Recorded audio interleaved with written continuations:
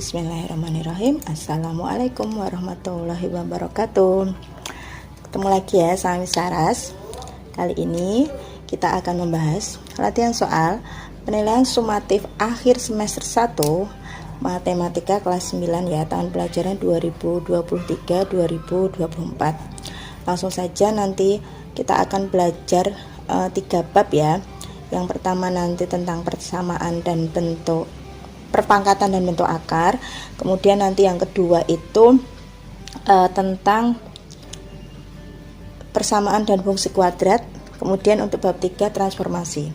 Oke, langsung aja kita bahas yang pilgan ya. Oke. Nomor 1. Hasil dari 2 pangkat 0 ditambah 2 pangkat min 1. Ingat, kalau 2 pangkat 0 berapapun bilangan, kalau dia dipangkatkan 0 itu hasilnya 1 ya. Jadi di sini 2 pangkat 0 itu 1. Nah, kemudian kalau untuk pangkat pecahan itu tidak bisa langsung dihitung ya. Jadi kita buat dulu jadi pecahan dibawa ke bawah ya. Oke. Dia nanti jadi positif seperti ini. Jadi kalau 2 pangkat min 1 itu kita bawa ke bawah jadi 1/2 pangkat 1. Ingat kalau pangkat 1 itu tidak perlu ditulis gitu ya. Jadi ini jawabannya 1 ditambah setengah. Jawabannya adalah 1/2. Oke, ini yang B ya. Lanjut ke nomor 2. Nomor 2 masih tentang perpangkatan. Jadi kalau untuk perpangkatan itu operasinya yang bisa dioperasikan itu adalah yang variabelnya sama. Kalau dia bentuknya variabel sama, kalau dengan yang angkanya juga bilangan pokoknya yang sama gitu ya. Nah, ingat lagi kalau pangkat ya, pangkat itu kalau dikalikan seperti ini, dia pangkatnya ditambah plus n. Nah, dengan catatan itu ya yang variabelnya sama gitu. Oke, sekarang yang di sini 8 kali 3 dulu ada 24. Oh, berarti A bukan, B bukan. Nah, kemudian untuk yang variabel R-nya berarti kan dia R pangkat 3 dikali R kuadrat. Jadinya R3 tambah 2 jadinya R pangkat 5. Kalau sudah hafal nggak perlu pakai orang-orang kayak gini, nggak masalah ya, langsung bisa hitung. Nah, ini S tok seperti itu berarti dia pangkat 1 ya, karena pangkat 1 kan nggak perlu ditulis. Ini S pangkat 4 jadinya S 1 ditambah 4 jadinya S pangkat 5. Oke, berarti jawabannya adalah yang D gitu ya. Lanjut ke nomor 3. Penulisan bentuk baku atau mungkin disebut dengan notasi ilmiah ya. Ini biasanya di pelajaran fisika ya gitu. Penulisan bentuk baku untuk 230.000 adalah di sini ada 0,2,3 gitu. Sebenarnya kalau dalam notasi ilmiah itu aturan bakunya angkanya harus dalam bentuk satuan ya. Jadi harus dalam bentuk satuan. Nah, di sini yang satuan kan 2,3 kayak gitu. Coba cara paling gampang. Kalau mau satuan kan berarti di sini ya kita buat batas seperti ini. Oke. Nah, gampang ya, berarti 2,3. Nah, kalinya berapa? Nah, kita hitung dari garis ini ke kanan dia berapa angka gitu ya. Berarti dari garis pembatasnya itu ke kanan dihitung 1 2 3 4 5. Jadi kita bisa tulis 10 pangkat 5. Seperti itu. Sebenarnya tadi bisa ditulis kayak gini ya. 23 230 0 0 0. Nah, kalau kita mau buat seperti ini, mau kita garis di sini ya. Oke. Berarti ini kan 23 kali. Nah, 10-nya pangkat berapa? Ini ke kanan kita hitung. 1 2 3 4. Oh, berarti dia kali 10 pangkat 4. Nah, yang option ini kan dipilkan nggak ada, yang ada yang ini ya. 2,3 kali 10 pangkat 5. Berarti jawabannya adalah yang D. Kalau mau dibuat 0,23 ya coba. Berarti kan 230. Nah, kalau mau dibuat 0,23 berarti kan garis batasnya di sini ya. Oke, garis batasnya di sini. Berarti kan 0,23. Nah sekarang kita hitung dari garisnya itu ke kanan berapa itu, 1, 2, 3, 4, 5, 6. Jadi harusnya kalau 0,23 itu berarti 10 pangkat 6. Oke, seperti itu ya, semoga bisa dipahami gitu ya. Lanjut nomor 4. Nah ini yang bentuk akar. Oke, ini operasi bentuk akar ya. Ingat kalau untuk operasi bentuk akar itu yang bisa dioperasikan itu kalau akarnya sama. Kalau akarnya tidak sama, tidak bisa dioperasikan. Maksudnya untuk penjumlahan dan pengurangan ya. Nanti yang perkalian pembagian beda lagi. Oke, di sini akarnya sudah sama semua ya. Akar 5, akar 5, akar 5. Ya berarti kita tinggal operasikan koefisien yang depannya ya. Di sini 10. Berarti min 4. Nah, ini akar 5 tok. Kalau akar 5 tok itu berarti otomatis depannya 1. Karena 1 kan tidak perlu ditulis ya. Berarti dia plus 1 seperti ini. Akar 5, akar 5-nya tetap. 10 dikurangi 4 itu hasilnya 6. 6 tambah 1 adalah 7. Nah berarti jawabannya adalah 7 akar 5. Oke, seperti itu ya. Jadi untuk penjumlahan dan pengurangan akar syaratnya akarnya harus sama. Kemudian yuk nomor 5. Ingat ya, untuk pecahan itu syaratnya penyebutnya itu tidak boleh dalam bentuk akar. Makanya ada istilahnya harus dirasionalkan dulu gitu ya. Kenapa? Nah nanti itu panjang, kalau nanti dilihat di buku ada itu. Oke, sekarang ini kita patokannya adalah rumus selisih kuadrat. Kita lihat. Jadi nanti A plus B, A min B itu jadinya A kuadrat min B kuadrat gitu ya. Jadi untuk menghilangkan akar yang di bawah. Nah kalau bentuk seperti ini kan soalnya min, berarti nanti sesuai rumus ini ya. Jadi kalau plus dia dikalikan min, atau kalau nanti min dia dikalikan plus dengan lawannya gitu ya. Jadi kalau nanti di sini min berarti dia dikalikan dengan plus gitu ya. Berarti 4 per 3 min akar 5. Nah berarti dia dikalikan dengan bilangan yang sama dengan yang bawah, tapi tandanya berlawanan gitu ya. Oke, seperti ini, per 3 plus akar 5. Oke, ingat ya.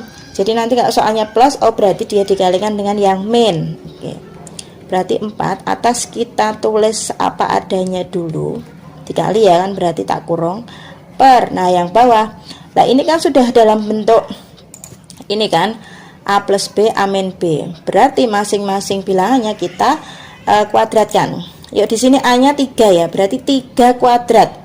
Berarti dia 9. Nah, sekarang yang di sini akar 5 kuadrat.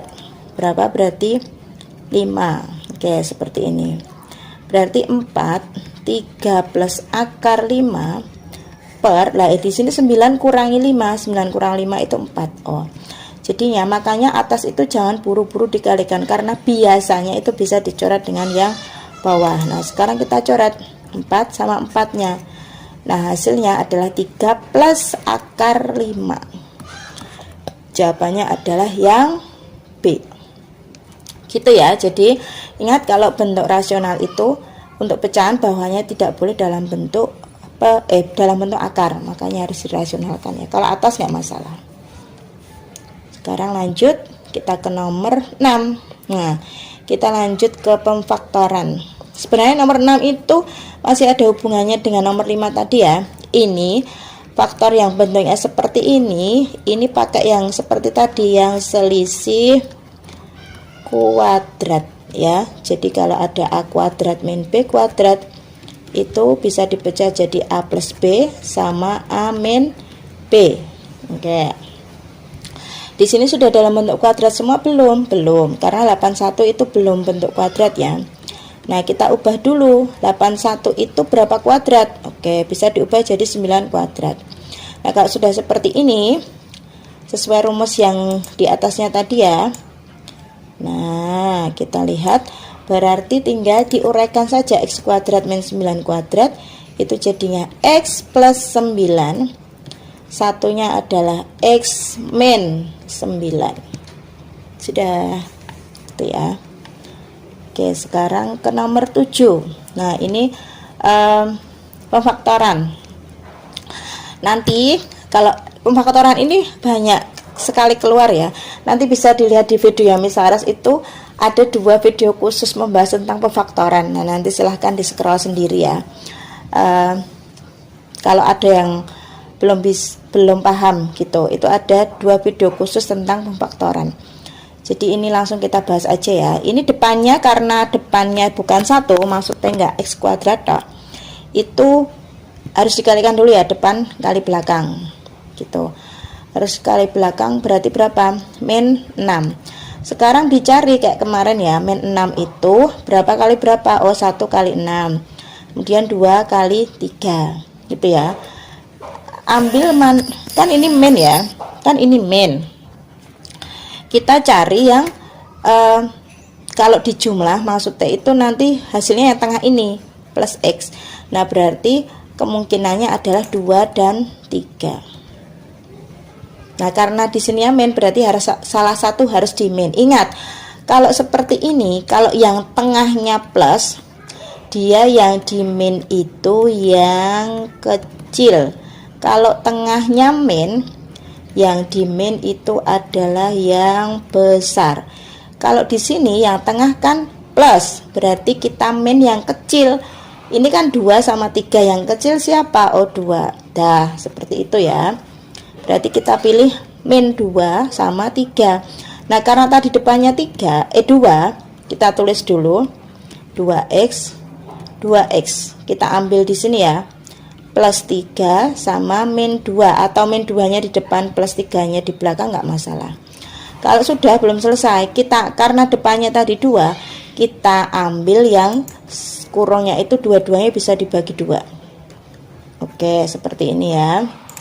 Jadinya jawabannya adalah 2x plus 3 sama x min 1. Nah, yang mana itu jawabannya? Oke, jawabannya adalah yang D.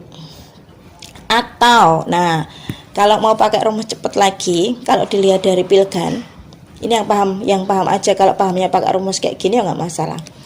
Ingat, kalau yang belakang min 3 ini ya, itu kan hasil kali, yang tengah itu adalah hasil jumlah gitu ya. Makanya cara paling gampang itu kita cek yang hasil kalinya yang paling belakang min 3 itu. Yuk coba ya, agak warna lain, kita lihat. Ini ya, dicek paling belakang aja. Min 3 kali min 1 itu kan plus 3. Bukan, karena di sini min 3, berarti bukan jawabannya ya. Kemudian ini min 1 kali min 3 sama plus 3. Berarti bukan. Nah, yang ini 3 dikali 1 itu juga plus 3. Berarti dia bukan. Lah di sini 3 kali min 1 itu kan min 3. Lah sesuai kan dengan yang diminta di sini gitu. Itu cara lain untuk ngecek ya. Silahkan mau pakai cara yang mana yang menurut kalian mudah gitu. Oke ya. Jadi nggak hanya satu cara aja, terserah. 10. Nah, sekarang 10. Masih sama ya. Ini mencari akar-akar persamaan kuadrat gitu. Ini sama caranya, kita faktorkan dulu ya, kita faktorkan dulu. Bedanya kalau ini disama dengankan 0 tuh ya. Oke, x kuadrat min 3x min 10 sama dengan 0. Oke, kayak tadi ya, kita cari dulu. Ingat, tengah itu hasil jumlah, belakang hasil kali. Min 10. Oke, min 10 itu kan 1 sama 10, 2 sama 5. Nah, kemungkinannya kan ini 2 sama 5 ya. Oke, ingat. Sekarang kita lihat tengahnya di sini, min atau plus. Karena tengahnya di sini min, kalau tengahnya min, ingat tadi ya, yang di min yang besar, yang di sini. Ini 2 sama 5 besar siapa? Oke, besar 5, berarti ini yang di min. Gitu ya. Karena di sini depannya 1, x kuadratnya 1, berarti langsung aja. Berarti x plus 2 sama x min 5 sama dengan 0. Oke, masing-masing kita sama dengan kan 0. Oke, ini juga. berarti ini X sama dengan min 2, satunya X sama dengan berapa? 5. Dah, ini akar-akarnya sudah ketemu. Satunya itu, ini umpama kita namai X1 boleh, ini X2 boleh. Nah, yang ditanyakan di sini apa? Hasil jumlah. Oke ya. Oke, hasil jumlah. Hasil jumlah rumusnya apa? Hasil jumlah ya, berarti tinggal X1 ditambah X2. Sebenarnya ada rumus cepatnya kok.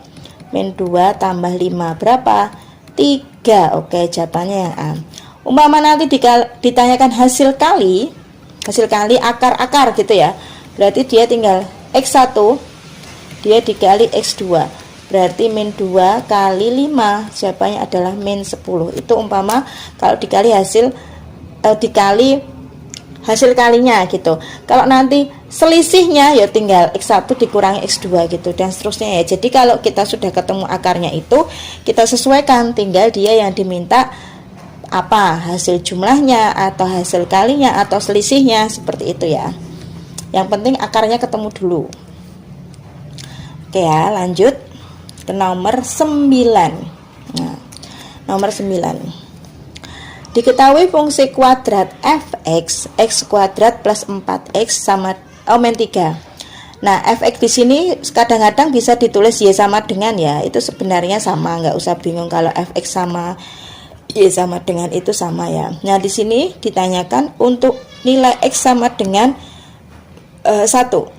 Coba fx tadi kan gini ya, x kuadrat plus 4x min 3. Nah, di sini nanti x-nya itu diganti min 1. Oke. Berarti x yang di sini juga menyelesaikan, diganti min 1 kuadrat ditambah 4 kali min 1 min 3 gini ya.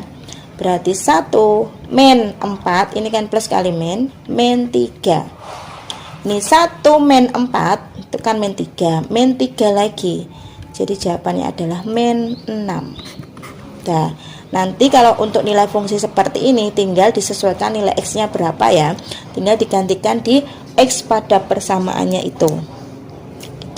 Itu untuk yang nilai fungsi. Nah, sekarang nomor 10. Persamaan sumbu simetri. Oke. Jadi nanti persamaan sumbu simetri itu kaitannya sama kurva ya. Jadi itu yang membagi kurva dua sama besar. Kalau nanti dia disambungkan dengan nilai fungsi, itu nanti jadinya dia nilai puncak atau nilai titik baliknya itu ya, nilai puncaknya itu. Oke, sekarang ini persamaan sumbu simetri dari fungsi y sama dengan 2x kuadrat min 16x plus 5 adalah, dari sini kita lihat nilai a-nya. A itu ingat ya, nempel di x kuadrat ya, 2. B itu ingat, B itu yang nempel di X, dia min 16 ya. Ingat rumusnya persamaan sumbu simetri, itu rumusnya X sama dengan min B per 2A. Oke ya. Ingat min B per 2A. Oke, di sini B-nya min 16 karena di sini rumusnya suka min. Oke, sudah min ya, plus ini 2, A-nya 2. Min kali min hasilnya plus 2 kali 2 4, jadinya adalah 4. Dah, seperti itu ya, min B per 2A, min B per 2A. Yuk, jadi diingat-ingat rumusnya persamaan sumbu simetri itu min B per 2A. Oke ya, lanjut. Kayaknya terakhir ya, nanti enggak videonya kepanjangan, bosan nanti dengerinnya. Nah, nanti kita lanjutkan di part 2 sekalian untuk yang nomor 11. Nah, untuk nomor 11 ingat ya, nilai minimum dari fungsi y sama dengan 2x kuadrat min 16x plus 5. Jadi sebenarnya kenapa ini disebut minimum? Nah, karena patokannya di sini ya, x kuadratnya plus. Kalau nanti x kuadratnya di sini min, nah dia nilainya maksimum ya, kebalikannya. Nah, sekarang kalau untuk mencari nilai minimum fungsi itu syaratnya harus cari yang kayak nomor 10 itu tadi, cari persamaan sumbu simetrinya dulu ya, cari nilai x-nya dulu. Makanya ini tak buat sama ya, biar nggak nyari 2 kali gitu. Jadi ini kan sama persamaannya. dari nomor 10 kita ketemu X-nya 4. Nah, 4 kita masukkan ke X yang nomor 11. Itu nanti jadi nilai minimumnya atau nilai fungsinya. Gitu ya. Jadi kalau mau cari nilai fungsi otomatis harus mencari persamaan sumbu simetrinya dulu. Oke, ini tadi ketemu X-nya 4 dari nomor 10 ya, tak buat persamaannya sama. Ya udah, ini X yang di sini dia diganti 4. 2 kali kan X kuadrat kali 4 min 16 kali 4 plus 5. Oke ya. 4 kuadrat. 4 kuadrat itu 16. 2 kali 16 32. 16 kali 4 16 kali 4 bener ya, 64 plus 5. Oke, ini min 32 min 64. Itu hasilnya min 32 ya kan. Kemudian plus 5 min 32 ditambah 5. Oke, jadinya adalah min 27. Jawabannya yang A. Gitu ya. Jadi kalau untuk mencari nilai minimum fungsi atau nilai fungsinya, itu syaratnya kita harus cari persamaan sumbu simetrinya dulu, cari nilai X-nya dulu. Gitu ya. Jadi itu memang sepaket. Tuh. Oke, sampai di sini dulu ya untuk bagian pertama. Nanti kita lanjutkan di bagian kedua. Gitu, semoga bisa dipahami ya. Terima kasih, semoga ilmu yang Miss Sarah sampaikan bisa bermanfaat dunia akhirat. Amin.